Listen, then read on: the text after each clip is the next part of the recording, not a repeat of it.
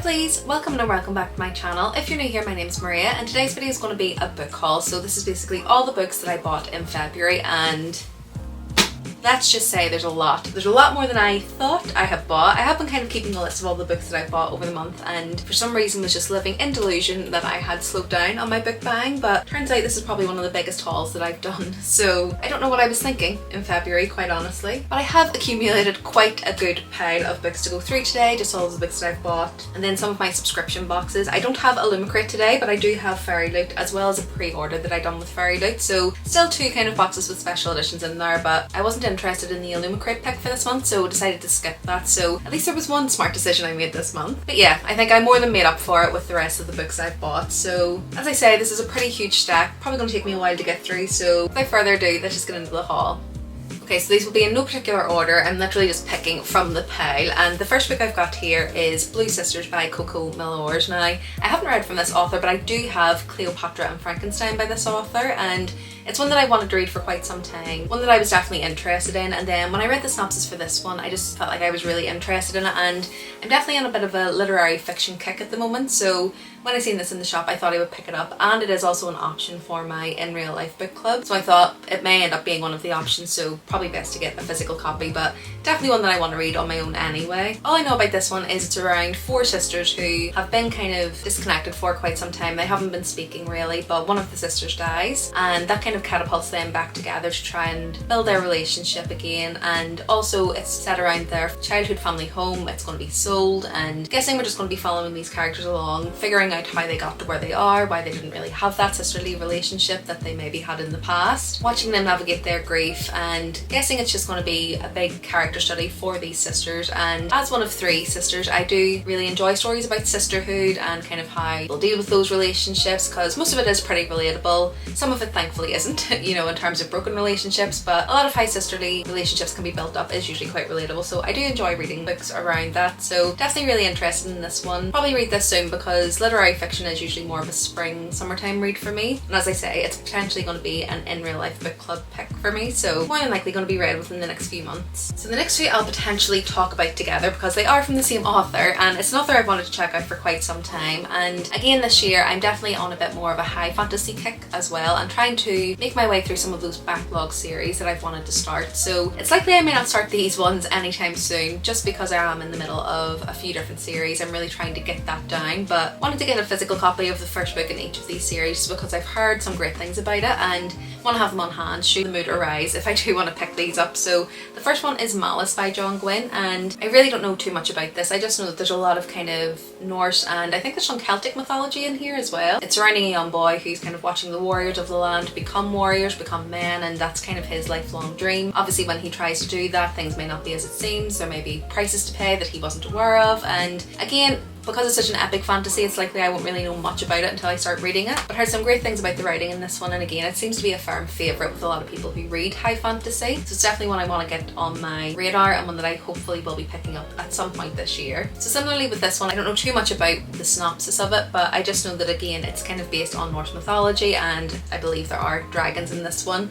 And this is The Shadow of the Gods by John Gwynne, and again just heard really great things about this one. I've actually heard a lot of people say they prefer this to Malice, so be interested to see where I land on that one, if I prefer one over the other. I likely won't read them around the same time because obviously with the writing style probably being pretty similar, probably not the best way to read these series, but still deciding which one I want to pick up first. I think I'm kind of slightly more drawn to this one, but again I've heard great things about both series, so definitely want to be reading both of them at some point. But at this point in time I do think that I'm a little bit more drawn to this one, but yeah, both will be picked up at some point this year, I hope. So the next three books were actually part of a book set, and I got these pretty cheaply in TK Maxx, so decided to end up buying the whole series, even though I am trying to just buy the first in a series if I haven't read it, but it was $12.99, which is basically near enough the price of one of these books if you're buying them separately. So I thought for the price I might as well take them. I might as well take a chance, and if I don't end up liking the first book I can always donate these. But it's basically the Night Angel trilogy by Brent Weeks. So the first book is The Way of Shadows, the second book is Shadow's Edge, and the third book is Beyond This Shadows. And all I know about this one is it's kind of following a young boy who has lived his life on the streets. He's quite poor, obviously survival is key to him, and he kind of lands in with this infamous assassin within the town, and I believe an opportunity is struck up for him to go and work for that assassin, and I believe a lot of the story is kind of following his journey and training to become an assassin, politics around that. I believe there is some strange magic within this world, and again, I've heard some really great things about this. Seen some mixed reviews, seen a few people saying that it's not the greatest, but definitely have heard in my own circles in terms of BookTube, Bookstagram, that this is definitely one that I want to get on my radar, and I think this may be a bit more grimdark. I'm not too sure. I haven't read anything by Brent Weeks before, but just going off the vibes of this one, I think it may be a bit more of a grimdark setting, and I really do enjoy J. Kristoff's writing, so if it is kind of the same vibes within this one, I do think this could be a series that I'll really enjoy. But wanted to buy this first book for quite some time, and for whatever reason I've just put it off each time I've seen it, or they haven't had this first book, they've maybe had the second or the third book when I've been in Waterstones and seen the box set in TK Maxx. As I say, it was £12.99. One book is usually £10.99, so for the extra £2 I thought it was worth taking a chance, getting the trilogy, and then I have them on hand should I want to read them if I do enjoy the first book. So next up is a complete impulse purchase, because I was looking at other books by this author and decided to go for this one, even though it definitely wasn't kind of the vibes I was thinking of. But basically this is The Witching Hour by Anne Rice, and the reason I picked this one up initially is because I really loved the cover and kind of the mix of the colours and the design on there. It just really intrigued me, and I was looking at her book Interview with the Vampire because that is a movie that I really love. I love Empire the Vampire, as I was just saying, J. Kristoff, and I know it's heavily influenced by that book, and I've never read the book, so I was thinking I might pick it up to actually read it, just to kind of compare the source material with the movie and the series that it has inspired by J. Kristoff. So that was my intention, but then as I say, this one caught my eye just because of the cover. It was really calling to me, and this one, again, I believe there is a TV show with this one. I haven't watched it, but the way that it's kind of described on the back is almost like a witchy soap opera with a very dark undercurrent, and that had me gripped straight away. I really wanted to know what this was about. And the synopsis just says, Rowan Mayfair is special, a brilliant neurosurgeon with a hidden legacy. She's unaware that she's a descendant of an ancient witch bloodline. Michael Curry was dead. When a drowned body washes up on the coast of California, Rowan finds him one day and brings him back to life. Now he lives with a mysterious and terrifying new power. Drawn together by a fierce and irresistible bond, they must dive into the secrets that surround them, and when dark truths are uncovered, Witching Hour begins. So I think this one isn't quite a true horror in kind of the modern sense. I do think this is more of a gothic thriller type of story, from what I've read anyway from the review. So hopefully it's not too horrific, because I am a bit of a wimp, so I may not be able to handle it if it's too scary, but from what I've read about Anne Rice's writing, I do think it's going to be a bit more eerie, creepy, gothic, rather than straight up horror. So definitely excited to jump into this one. I may keep it for spooky season, but I don't know. I am definitely intrigued by the story, so I may pick this up at any time. It is pretty chunky, so when I'm going to pick it up, I'm not too sure, but as I say, the cover was really calling to me. I was really intrigued by it, and as soon as I read the synopsis, it just sounded really interesting, so really intrigued to see what I think of this one, but maybe one I keep for the spooky season just to get that atmospheric read. Next up is another one that's kind of a bit of a gothic one, and I know we're in spring and it's not really the season for this, but to be honest, anything that is kind of that more dark and gothic vibe is definitely something that I really enjoy. So this one's called The Crimson Road by A.G. Slatter, and I believe this is part of like a whole world of stories, but I haven't read anything by this author, so this is the first book that I'm reading within this world. And what I read, I think you can just read them in any order, but if you've read the series, do let me know, or if you've read from this world, let me know if I should be reading something before I do read this one. But in this one we follow a young woman who has basically been sold her whole life into these fighting pits by her father. In order for him to make money, he basically sells her to the highest bidder to participate within these fights. So one day he ends up passing away and she feels that she is now free. However, what she didn't know is that he was about to send her off to these dark lands to basically be owned by these other lords. She obviously refuses, but then a couple of assassins are sent to try and retrieve her, and the story kind of takes off from there. But it also says on the back that it's a story full of vampires, assassins, ancient witches, and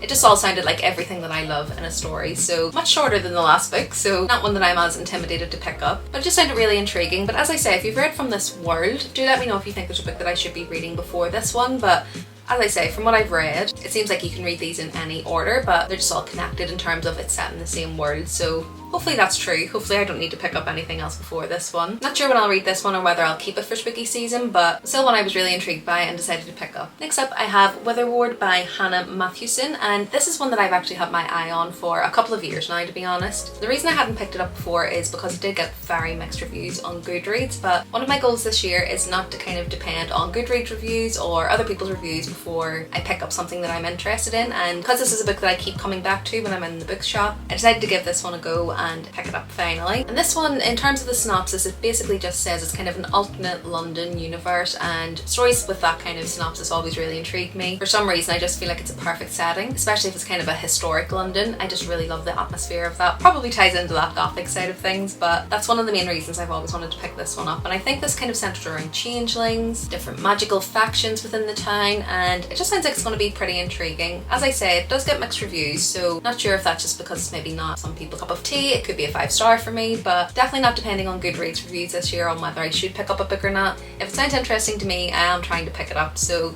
decided to finally bite the bullet with this one. And then next up, I've got the second in a series. So this is Us Against You by Frederick Bachman, and this is the second book in the Beartown series. And I read Beartown this month and absolutely loved it. Loved the writing, loved the story, absolutely a 5-star, 6-star book for me. So glad I decided to pick that up. So I knew I really wanted to continue on with the series. You've probably heard of Beartown because it is kind of having a moment right now, and pretty much everyone is reading it, and for good reason. It definitely is worth the hype. But it basically follows this little town in Sweden, so it's quite Arctic, quite cold, and the town doesn't really have a lot going for it. It's quite desolate, and a lot of big companies and things like that are kind of pulling out from it because it just doesn't have the demand.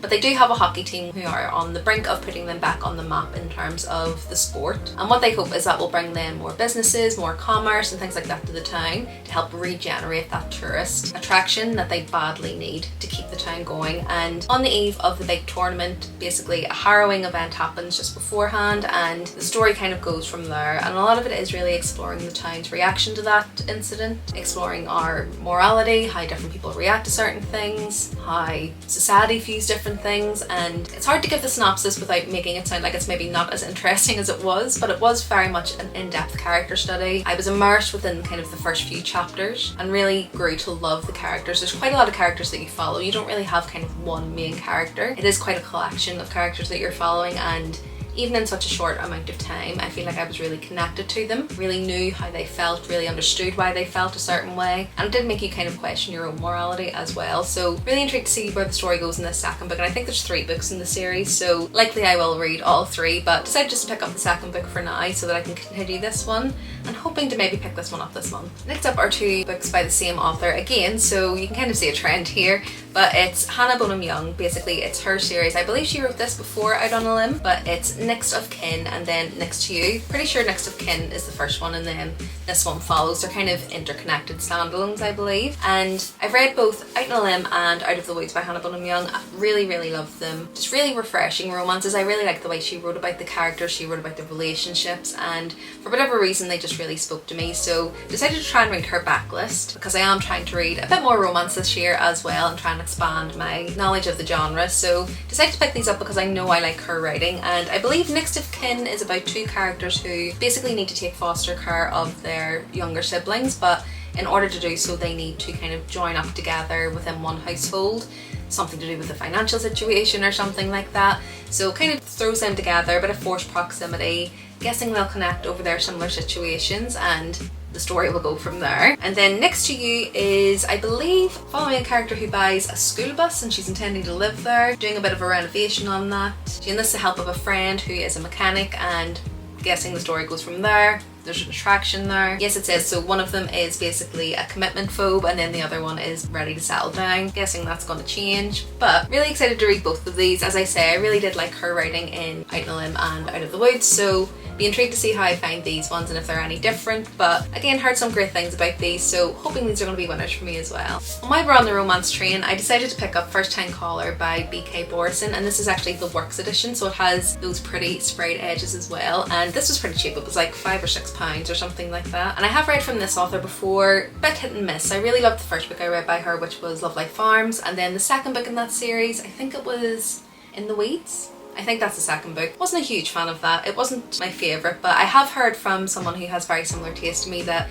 she felt the same about the second book, and then when she read on in the series, she really loved them. So I do need to finish that series, but I was pretty intrigued by this one, and I mean, the sprayed edges got me for £5. I couldn't miss that. But this one kind of has, I believe it's inspired by Sleepless in Seattle, but I'm guessing it doesn't follow the same construct as that, because if you've watched the movie, you'll maybe understand why. But basically this young woman, I believe she rings up a radio show to get love advice or something like that, and I'm guessing a relationship kind of strikes up between her and the radio host, or the dateline or something like that. It's something like that anyway, but kind of going into this one a little bit blind. I do like to do that with romances because I feel like they give a lot of information on the back, and sometimes it can spoil it a little bit. So again, another book I'll have in my arsenal to kind of pick up when I'm looking for a light and fluffy romance in between some of my reads. I'm hoping this is one I'll really enjoy. Then switching gears slightly, I do have The Sirens by Amelia Hart, and this is the same author as Wayward, so I have read that book, really enjoyed that. So again, that was part of the reason I wanted to pick up this one, because I knew I really liked her writing style and was intrigued by the synopsis of this one. This is the Waterstones exclusive edition, so it has quite a pretty cover. I think this is just a standard UK cover,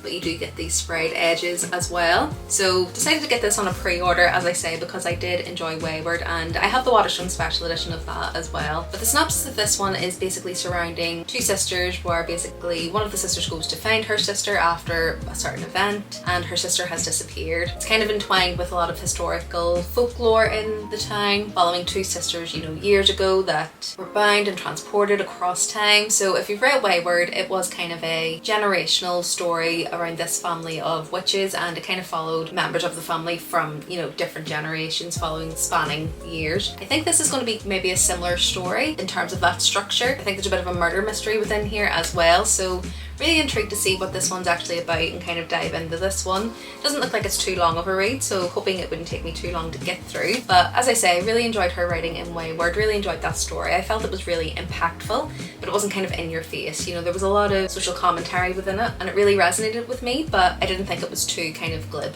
if that makes sense. But yeah, really interested to see how this one differs, if it's kind of the same construct. I think it will be slightly different just from reading the synopsis, but really loved her writing in Wayward, so definitely wanted to just give this one a try. Next one is one that has been on my radar for quite some time, and for whatever reason it's pretty hard to get a print copy of this in the UK now. I'm not sure if it's out of print or you can get it on Kindle, but for whatever reason getting a paperback or a hardback copy was pretty difficult, so ended up getting this second hand, and that is Middle Game by Shannon Maguire. And with this one, it kind of has an interesting synopsis, so I'm just going to read out the synopsis. It just definitely has intrigued me since I've ever read about it, and it basically says, meet Roger, skilled with words. Languages come easily to him. He instinctively understands how the word works through the power of story. Meet Dodger, his twin. Numbers are her world, her obsession, her everything. All she understands, she does so through the power of math. Roger and Dodger aren't exactly human, though they don't realise it. They aren't exactly gods either. Not entirely. Not yet. Meet Reed, skilled in the alchemical arts, like his progenitor before him. Reed created Dodger and her brother. He's not their father, not quite, but he has a plan to raise the twins to the highest power, to ascend with them and claim the authority as his own. Godhood is attainable, pray it isn't attained. So definitely just really intrigued to see where this one goes. I think it's definitely one where going in blind is for the best, but heard great things about this writer and about some of their other work, and I think Every Heart a Doorway, I think it's something like that, is another work by this author, and I'm really intrigued by that, so interested to see how I find this one. From what I can see, it gets great reviews, so I do think it just sounds weird enough to be something that I'll enjoy, and definitely has a bit of a unique concept from what I understand. So hoping to get this on my TBR very soon, because it is definitely one of my priorities this year, and is actually one of my 25 in 2025, so definitely want to move this up the TBR list so that I can get it read ASAP. Okay, and then the last few books I have are fairy lit books, so I've got my subscription box and then a couple of pre-orders. So I'll do the pre-orders first. So there does seem to be a bit more of a romance theme in this one, but basically the pre-orders that I got from Fairy Lit were their editions of The Dead Romantics and The 7-Year Slip by Ashley Poston, and these are two books that I really enjoyed. I think I gave both of them around 4.5, 5 stars. They're really top tier romances for me. I really love Ashley Poston's writing, and I really love the way that she kind of builds a bit of magical realism into all of her stories, and I think that's why they really resonate with me. They're not the kind of typical contemporary romances. Usually have a bit of a deeper meaning to them in terms of what the characters are trying to achieve, but do have a really cute romance within there as well. So I'll just show you these individually. So the first book I read by Ashley Poston was actually The Dead Romantics, and I do think that this is a little underrated in terms of Ashley Poston's work. I do think this is one that a lot of people would enjoy, but just maybe haven't read it yet, because The 7-Year Slip is a firm favourite within kind of the romance readers. But this is the cover, so this is kind of the standard cover. I think the original cover just has orange as the main colour, then the people on the front are green, so I'll try and put a picture of that on the screen, but this is kind of just a inverted colourway of the main cover. Then the back just has a quote on there, and then we do have some pretty sprayed edges. This one is also signed, and then this is the naked hardcover, so really pretty, definitely fits that kind of contemporary romance theme. And if you've read the story, there's a lot of indicators in here of the actual narrative as well, so really fun, really pretty, definitely think it fits the theme of the book. So this one follows Florence Day, who is basically a ghostwriter for a very popular romance novelist, and she's been given this hard deadline for a new book and is really struggling to kind of find inspiration for it. She's just not feeling it and is trying to get an extension on that deadline. She goes into a meeting with her new editor, and of course he's really handsome, but he's also pretty stern and says she absolutely cannot have an extension on her deadline. So she leaves that meeting feeling quite forlorn and kind of wondering what she's going to do. Tragedy strikes within her family and she ends up having to head home for some time, and what she doesn't expect is to end up seeing the ghost of her very handsome new editor. And the story kind of goes from there. I don't want to give too much away about it because I thought it was a really endearing read. I really love the characters in here. I love the relationship and the way it was built in here, and it's definitely a very memorable read for me. So if you haven't read this one yet and you did like Ashley Poston's writing, definitely pick this one up. Then as I say, I have the 7-year slip. So again, I think this is just a bit of an inverted colorway for this one. So pretty similar to The Dead Romantics, it just has that and then a quote on the back. And then we just have some pretty sprayed edges, so lemons. If you've read it, again, you know.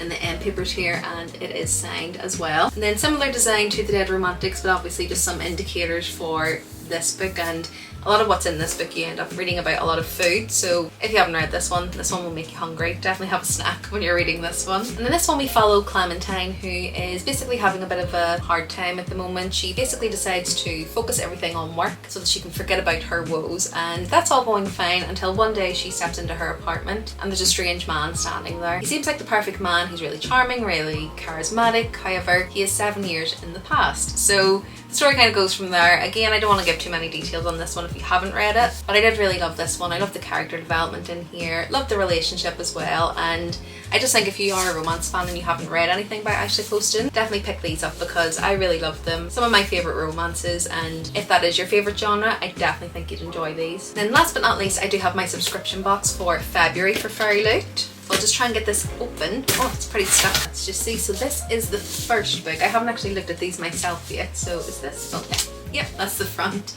So this is The Rose Bargain by Saisha Peyton Smith. So I didn't know this is the book we were getting. I did look up spoilers for the book, but I haven't really seen the design on this one. I don't know if this is designed by Bluely Boo. Let me just have a look. It looks like her art. Yeah, Bluely Boo. So I definitely recognise that. I have a ACOTAR dust jacket made by her, so definitely very reminiscent of her art style. And I think it's really cute and really pretty. That's the front, and then we have the back, and then we have some pretty sprayed edges as well. And I'll just show you the end papers with some of the character art. These are really pretty. Definitely getting me excited for this one. And then this is the naked hardcover as well, and this is really pretty. I love the foiling on here and just kind of some of the art that's on there as well. And then we do have a reversible dust jacket, which I think is just another colorway of the standard cover. So I'll just show you that as well. I think the original cover is just a bit more pink, whereas this has a bit of a purple hue, but I don't think I'll be reversing this. I really love Bluely Boo's art style, so I'll be keeping the standard dust jacket on here. So this one basically just says, it's the first in a duology where a young woman enters a deadly competition to win the heart of a powerful Frey prince in hopes of saving her family and freeing her sister from a destructive bargain. So sounds like a pretty standard setup for a romantasy. I haven't read anything by this author before, so be intrigued to see if this is writing that I enjoy, because I think she's written a few other series, but as I say, I haven't read them, so definitely one I was interested in. I definitely didn't want to skip this month, so intrigued to see how I find this one. And just to mention that this is the young adult box for February. So then next up will be the adult box. Let me just get that out. Okay, so let's just pull this out. Oh yeah, and it's upside down. And this one is The Scorpion and the Night Blossom by Amelie Wen Zhao, and I actually have quite a few books by this author and unintentionally have them, but I have Blood Air by her, and then this is the one I always get wrong. It's like Song Like Silver, something like Night. I have the 2 books in that series as well, and I have the start of this series as well, so I definitely need to start to read her books because I haven't read them yet. But again, this one is really pretty. I believe this is a completely redesigned dust jacket, or it may just be a different colorway, I'm not too sure. But it's really pretty nonetheless. I really like this color combination. Some really pretty sprayed edges, and again we've got some absolutely stunning character art on the end papers, and they are different on the back. Naked hardcover, I'm not too sure about the silver on here. It is pretty, but I'm not sure it's my favourite. It'll maybe tie in with the story, so I won't judge it too harshly, but I don't know if this is my favourite naked hardcover. And we do have some character art on the reversible dust jacket as well. Pretty sure this one's based around Chinese mythology, but it just says, in a world overrun by demons, An Ying enters a deadly competition to win a chance to save her dying mother. As she navigates the trial, she must decide whether to trust a mysterious ally whose secrets could hold the key to her survival or her demise. So again, sounds like it's going to be maybe a bit of a romantasy in here. Trials, I mean, that's always good setup for a romantasy. While I have plenty of her books, I haven't read anything by Emily Wen Zhao, so definitely let me know if you've read from her, if you've enjoyed her work. I don't think this is interconnected with any of her other stories, but I'll definitely be looking that up to see if I should be reading this before anything else, or if I need to read something else before reading this one, but I don't believe they're connected, but I do need to check that out just in case. But yeah, I think I'm really happy with the Fairy Loot books this month. They both sound like they would be books that I would generally be interested in, so happy I didn't skip or anything, but I'll have to keep you updated on whether I enjoy these. Okay, so that's everything for this month. I'm not even going to attempt to lift these. I know every month I usually try and lift the pile, but yeah, I am not strong enough for that. But let me just count how many we ended up with. We ended up with 19 books. A couple of these are pretty chunky, so it kind of looked like a lot more when we were going through them, but I mean, 19 books is enough for anyone to buy in any given month, potentially year, but I'm really happy with all of these options. Definitely kind of refreshing my TBR and getting me excited about a few of the books that I've been reading. I do think I was in a reading slump in February, and that may have made me a bit more impulsive when it came to buying certain things, but I don't regret any of these. Definitely still excited about all of them, so they are welcome additions to my TBR. Let me know the last book you bought and the last book you added to your TBR. I definitely don't think I need to be buying any books anytime soon, but always interested to hear your recommendations, and I can at least add them to my want to buy list. If you like this video, do remember to give it a like, and if you want to see more from me, remember to subscribe. I post 2 videos per week, and it's videos like this, so book hauls, TBR jars, reading vlogs, come shopping with me, all good bookish things like that. Other than that, thanks so much for watching this one. I hope you enjoyed it, and I'll see you in the next one soon. Bye!